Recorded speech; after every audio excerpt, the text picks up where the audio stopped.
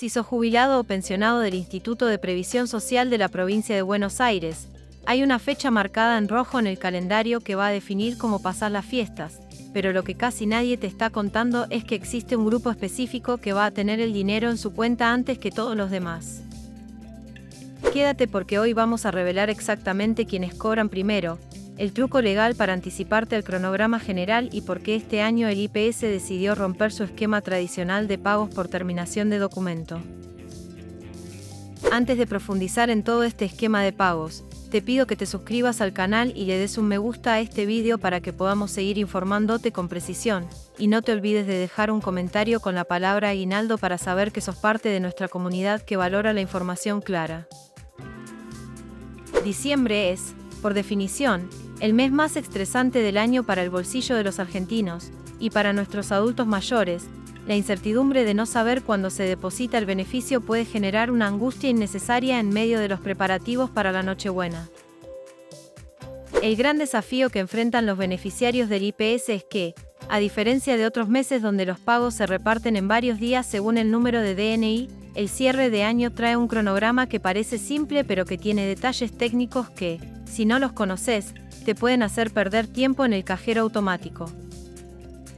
Para entender la magnitud de esta noticia, primero debemos situarnos en qué es lo que se está pagando exactamente, ya que el Instituto de Previsión Social de la provincia de Buenos Aires ha confirmado oficialmente el pago del medio aguinaldo, que técnicamente se denomina sueldo anual complementario o SAC proporcional. Este refuerzo económico es vital porque llega en un momento de alta demanda de consumo, y según la información oficial, se abonará de manera conjunta con los saberes en ciertos casos específicos para agilizar el proceso. Es fundamental distinguir que este anuncio no es para todo el país, sino específicamente para el grupo de jubilados y pensionados bonaerenses que dependen del IPS, marcando una diferencia clara con aquellos que cobran a través de la Administración Nacional, ANSES. Mientras que los beneficiarios nacionales suelen tener un esquema más fragmentado, los mayores del IPS accederán a sus fondos en una estructura de fechas distinta que ha sido diseñada para concentrar el flujo de dinero antes del inicio de las festividades. El universo de personas que se verán beneficiadas por este desembolso es amplio, ya que el pago alcanza tanto a las jubilaciones y pensiones de carácter contributivo, es decir, aquellas que se basan en los aportes realizados durante la vida laboral, como a las pensiones sociales no contributivas. En el caso de los beneficiarios de pensiones sociales no contributivas, el esquema es aún más beneficioso en términos de organización, ya que el IPS contempla el cobro conjunto del medio aguinaldo y de los haberes mensuales correspondientes a diciembre, lo que representa un ingreso doble en un solo movimiento bancario. Ahora bien, llegamos al punto central que genera más dudas: ¿cuándo se cobra efectivamente? La fecha clave que el IPS ha fijado para la gran mayoría de sus beneficiarios es el 22 de diciembre. Lo curioso y novedoso de este cronograma de diciembre es su carácter masivo y unificado, algo que no ocurre habitualmente durante el resto del año. El 22 de diciembre será el día en que se realice el pago del medio aguinaldo para todas las jubilaciones y pensiones, sin importar si tu DNI termina en 0, 1, 2, 3, 4, 5, 6, 7, 8 o 9. Esta decisión de unificar todas las terminaciones de documento en una sola jornada busca que el dinero esté disponible para todos antes de la Navidad, evitando que quienes tienen documentos con números altos tengan que esperar hasta los últimos días del mes. De la misma manera, para las pensiones sociales no contributivas, el 22 de diciembre se depositarán tanto el aguinaldo como los haberes de diciembre para todas las terminaciones de DNI, del 0 al 9. Sin embargo, aquí es donde entra el dato de oro que mencionamos al principio: existe una ventaja competitiva para un grupo particular de jubilados. El organismo previsional ha aclarado explícitamente que quienes perciben sus haberes a través del Banco Provincia, conocido popularmente como BAPRO, no tendrán que esperar hasta el 22. Estos beneficiarios podrán ver reflejado el depósito de su medio aguinaldo en sus cuentas bancarias a partir del 20 de diciembre. Esto significa que si sos cliente del Banco Provincia, vas a tener tu aguinaldo disponible 2 días antes que el resto de los jubilados que utilizan otras entidades bancarias. Esta es una información que no es del todo conocida por el público general y que es importante tener en cuenta para planificar las compras navideñas con mayor antelación, aprovechando quizás ofertas que vencen antes del 22. Es importante recordar, como información adicional que no figura directamente en las fuentes pero que hace la Seguridad Social en Argentina, que el medio aguinaldo se calcula como el 50% de la mayor remuneración mensual devengada por todo concepto dentro de los 2 semestres que culminan en los meses de junio y diciembre de cada año.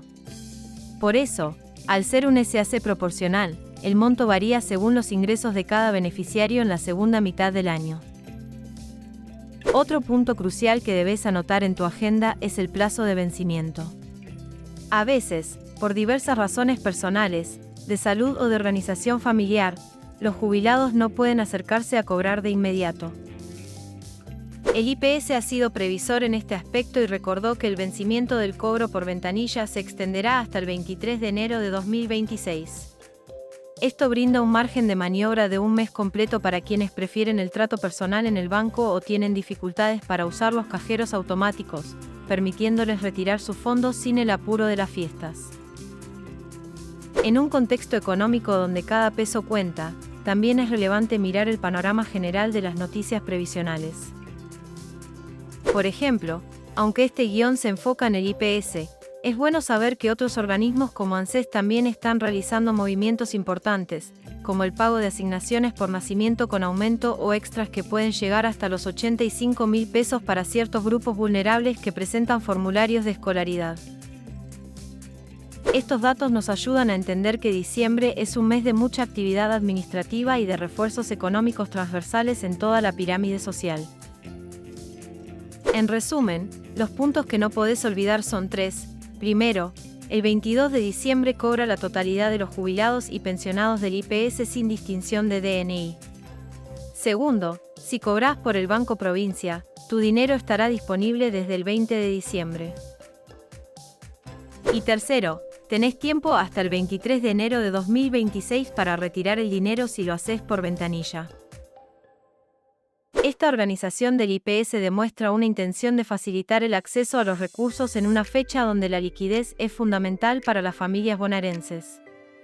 Es una medida que aporta claridad y previsibilidad, algo que siempre se agradece cuando se trata del manejo de la economía del hogar. Te agradezco por habernos acompañado en este análisis profundo del nuevo calendario de pagos. Si esta información te resultó útil, recordá que la mejor forma de apoyarnos es compartiendo este vídeo con otros jubilados que necesiten esta claridad para su fin de año. Nos vemos en el próximo vídeo con más novedades. La línea tiene la deferencia de atendernos el doctor Eugenio Semino, el defensor de la tercera edad. El doctor Semino, Mario Nacinovi, saluda, gracias por atendernos. Al Mario, al contrario, el agradecido soy yo, un placer. Bueno, Eugenio, el último stint, como se dice en la Fórmula 1 del año, ¿cierto? El último tirón. Y con dos expectativas en este momento. Voy a comenzar primero por lo que se conoce hasta el momento. Recién charlábamos con el doctor Gutiérrez Llegó también de lo que se conoce hasta el momento de la reforma laboral, ¿no es cierto? Como quiera decir, la actualización. De alguna forma, con las disminuciones que se están previendo a los aportes, de alguna forma se ponen en riesgo los aportes para el sistema previsional, para lo inmediato y para lo futuro. Sin lugar a dudas, me parece que es un disparate, y lo vengo señalando, discutir o debatir las tres reformas que seguramente son necesarias, pero que hay que hacerlas en un mismo acto. Por algo que ahí se decía, y que obviamente es así, es decir, el financiamiento de la seguridad social proviene de las otras dos reformas. Claro. Es decir, entonces, fíjese que, es más, yo insisto con esto, porque me parece que se está por cometer, la verdad, una verdadera iatrogenia que después se hace imposible resolver y vamos hacia una litigiosidad monumental, porque salvo que haya un esquema ya decidido hacia el futuro de un sistema que solo alimente, entre comillas, a los a lo que De Los Heros llamaba los jubilados puros, y que los impuros pasen a ser subsidiados, ¿m? Y cosa que por otra parte afectaría derechos adquiridos. Los puros serían 30 años de aportes. Claro, 30 años de aportes directos al sistema. Correcto.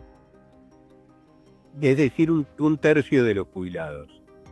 Y lo otro pasaría, los impuros, de ser tomados como subsidiados directamente. Claro. Cosa que obviamente es un disparate, que fue un sincericidio de Los Heros porque lo echaron no bien al día siguiente de haberlo dicho. Creo que se le escapó. Pero en cualquier caso, si no se pueden escindir los debates de lo laboral. Lo laboral, a ver, para ser sincero, los sindicalistas hoy están discutiendo su cuota solidaria, entre comillas, y demás. Financiamiento de obras sociales, Sí. ese tipo de cosas. Cuidando su quinta. Absolutamente, sin ninguna otra proyección. Por lo cual, una vez que se le acuerden esos puntos, se terminó la historia. Lo fiscal es otro de los grandes temas. Pensemos que en ese 50% de aporte de recursos desde lo fiscal, se van a debatir impuestos que hoy están proveyendo al Estado. Por ejemplo, imaginemos que en la reforma impositiva se debata una quita en el IVA. Ahí tenemos uno de los grandes problemas que va directamente a la seguridad social. El otro es el impuesto al cheque también. Claro. Es decir, por eso tenemos ganancias, tenemos bienes personales que aporta. Hoy el principal aporte es del IVA. Que por otra parte es un disparate. Debiera ser reemplazado, como en el mundo, el financiamiento de impuestos al consumo por ventas. Claro. Que es parte del gran debate. Claro. Es el debate en cuanto a la estructura fiscal, pero en cuanto a la seguridad social. Por eso digo, Que son impuestos no se puede escindir. regresivos y progresivos, ¿no? Versus. Así es.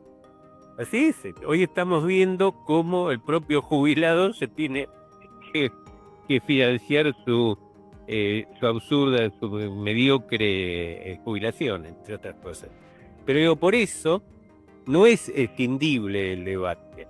Por eso a mí me llama la atención que se siga con toda naturalidad y que inclusive cuando se da este periodo, porque creo que ahora quieren votar la semana que viene o en una semana la reforma laboral, se va a cometer un error irreparable respecto a estos aspectos que estamos hablando. Con lo cual, espero que no se llegue a hacer eso y que se discute y se debata seriamente y se haga de cara a la sociedad. No puede hacerse en una noche en 2 comisiones, cambiando figuritas con los gobernadores, con este y con el otro. El otro punto que creo que vale la pena señalar, que ya lo venía en nuestro espacio, adelantándolo a Adrián Trócoli, es tema movilidad. Está cada vez más fuerte, incluso por los mismos movimientos que tuvo el expediente, la posibilidad que antes de que termine el año, o sea, y antes que comience la feria, podemos tener una sorpresa. Una sorpresa sobre el tema movilidad por parte de la Corte Suprema, ¿no es cierto? Así es. ¿Qué haría? O sea, lo que pasa es que son expedientes que ya están llegando de las cámaras del interior, que le han dado la razón al jubilado, fundamentalmente por la pérdida del 50% en poder adquisitivo durante el periodo del gobierno de los Fernández. Así es, 50.8. Porque el 20% que correspondía a Macri se supone que ya se pronunció la Corte, o por lo menos en el salto en el empalme, y además declarando constitucional la ley que se sancionó con las 14 toneladas de piedra. Pero acá queda este 50%, se supone que algo va a tener que decir la Corte ahora. Eso se queda encendido, no sé qué sabe usted, doctor. No, lo que estamos viendo que, aparte de que se va generando todo un cuerpo de jurisprudencia muy pacífico, ¿no? Muy coincidente. Me parece que en este caso la Corte le va a ser muy difícil no expedirse. Obviamente que los tiempos de la Corte siempre son vaticanos, pero me parece que hay una fuerte presión porque no hay fallos disidentes en este aspecto de las cámaras, ¿no? Sí, en el interior del país son 7 que se pronunciaron ya. Y por eso. Además, por eso. hay un punto a analizar. La Corte tiene que hacerlo respetando su propia jurisprudencia. Obviamente. Badaro, Elif, Blanco, ¿no? Claro. Por eso es muy pacífica, inclusive en cuanto a la propia doctrina de la Corte, ¿no? Inclusive en el caso Fernández Pastor, Sí.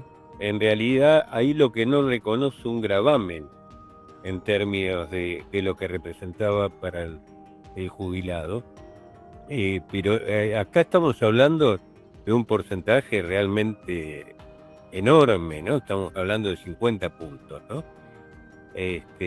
Puede ser que haya obviamente factores de corrección en este porcentaje, pero me parece que lo que es irrevertible, el concepto y la jurisprudencia que viene produciéndose en este sentido, ¿no?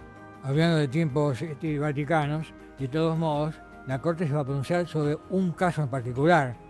Obviamente. Lo vimos en Badaro, ¿no? Claro, y después todos los que se fueron poniendo la cola y han transcurrido todas las instancias, primera, segunda instancia, Cámara, y tendrían que también esperar un tiempito, esos tiempos vaticanos, ¿no?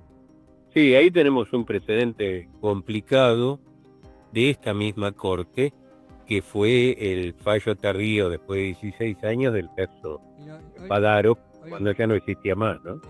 Lo mencioné justamente, Badaro con el tema planteado por el defensor del pueblo, ¿no? Sí, desconociendo la legitimación del defensor, por un lado, y por otro lado, no aceptando el reclamo colectivo en razón de considerar una acción de clase, ¿no? Que no lo es. En realidad, me parece que ese es un precedente muy grave en el cual no se ha hecho mucho hincapié porque era un caso fenecido en términos del conocimiento social. Pero hay que insistir sobre eso porque es muy, muy reciente y es un criterio que seguramente esta Corte va a seguir aplicando. Eugenio, muchas gracias por estos minutos como de costumbre. Un abrazo enorme. Estamos hablando. Gracias. Sí, estamos hablando, por eso ni los saludo para la fiesta porque los vamos a seguir molestando. Así que un gran abrazo. Ahí estaba el doctor Eugenio Semenio, el defensor de la tercera edad.